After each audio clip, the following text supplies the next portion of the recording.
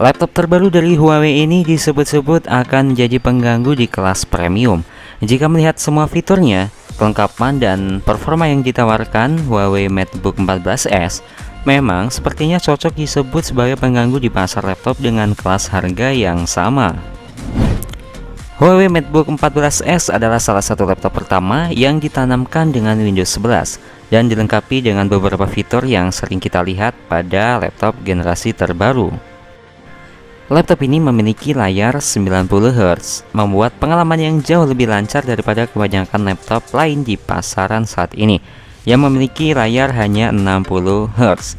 Ini juga memiliki prosesor Intel Tiger Lake H35, dan untuk kinerja produktivitas ini cukup hebat, karena laptop ini memiliki fitur yang unik untuk Huawei ini, seperti Huawei Share yang memungkinkan kamu mengetuk ponsel Huawei kamu dan langsung berbagi foto atau video, dengan mudah memperluas layar kamu ke perangkat Huawei lainnya secara nirkabel.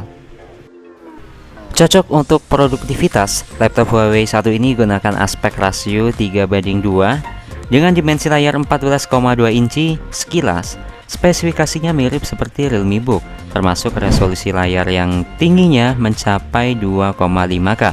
Aman untuk penggunaan luar ruangan berkat kecerahan maksimum 400 nits, plus cakupan warna 100% sRGB dan rasio kontras mencapai 1500:1.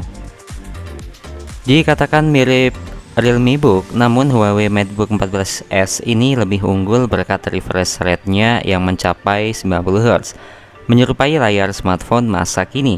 Dalam satu kombinasi tombol function key, pengguna bisa beralih pada mode 90Hz untuk menggerakkan konten lebih halus atau 60Hz yang lebih hemat daya. Tak harus gunakan touchpad alias mendukung input layar sentuh sampai 10 jari sekaligus. Dan yang menariknya lagi, konsumen tak perlu khawatir akan angle kamera yang tidak pas saat melakukan panggilan video. Meski keempat bezel dibuat sangat tipis, kini Huawei memutuskan untuk meletakkan kamera HD 720p-nya di bagian atas layar Huawei MateBook 14s. Juga bisa berfungsi sebagai face unlock, meski tombol power juga berfungsi ganda sebagai sensor sidik jari. Beralih ke bagian konektivitas, laptop tipis umumnya hanya memiliki 2 port USB-C saja. Namun pada Huawei MateBook 14s, port tersebut masih ditemani dengan satu buah USB A 3.2 Gen 1 audio combo jack, bahkan port HDMI full size yang juga sangat jarang ditemui ada di laptop ini. Untuk mengakomodir kamera, disematkan 4 speaker lengkap dengan 4 mikrofon di sekeliling bodi Huawei MateBook 14s. Punya fitur noise reduction dan bisa menangkap suara bahkan hingga kejauhan 5 meter sekaligus.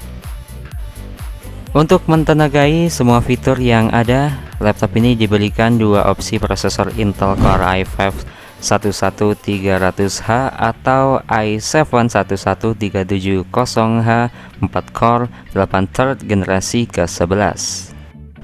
Untuk dapur pacunya, laptop ini diberikan opsi RAM hingga 16GB dual channel LPDDR4X, sementara untuk kapasitas penyimpanan maksimumnya hingga 1TB berjenis NVMe. Huawei sematkan 2 kipas dengan 2 pipa pencegah panas serta lubang angin yang disempurnakan, diklaim mampu bekerja 25% lebih efektif dibandingkan generasi sebelumnya. Untuk kenyamanan, keyboard pada Huawei MateBook 14s mempunyai travel key 1,5 mm plus 3 tingkatan kecerahan. Kapasitas baterainya sendiri cukup besar di 60 Wh, diklaim mampu bertahan sampai 13 jam. Ketika habis, lewat fast charging 90 Watt, mengisi dalam waktu 15 menit saja sudah bisa digunakan selama 3 jam. Nah, lalu apakah laptop tipis ini kuat dipakai untuk main game? Game-game tipis tentu masih bisa dijalankan di laptop ini. Untuk Dota 2 di 1080 pixel menghasilkan 70 sampai 120 fps. CS:GO Di 1080 pixel menghasilkan 110 sampai 150 fps. Shadow of the Tomb Raider di 720 pixel menghasilkan 30 sampai 40 fps. PES 2021 pada 1080 pixel tidak pernah turun di bawah 60 fps. Untuk Valorant pada 1080 pixel menghasilkan 110 sampai 130 fps. Genshin Impact di 1080 pixel menghasilkan 50 sampai 60 fps.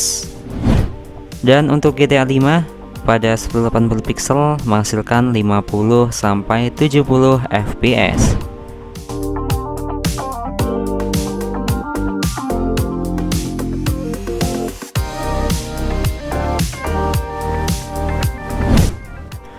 Oke teman-teman semua, selesai sudah pembahasan kita mengenai Huawei MateBook 14s. Terima kasih bagi teman-teman semua yang telah menonton video ini sampai selesai tanpa skip. Dan bagi teman-teman semua yang ingin request untuk video kita kedepannya, silahkan kalian request di kolom komentar. Dan kita ketemu lagi di video selanjutnya.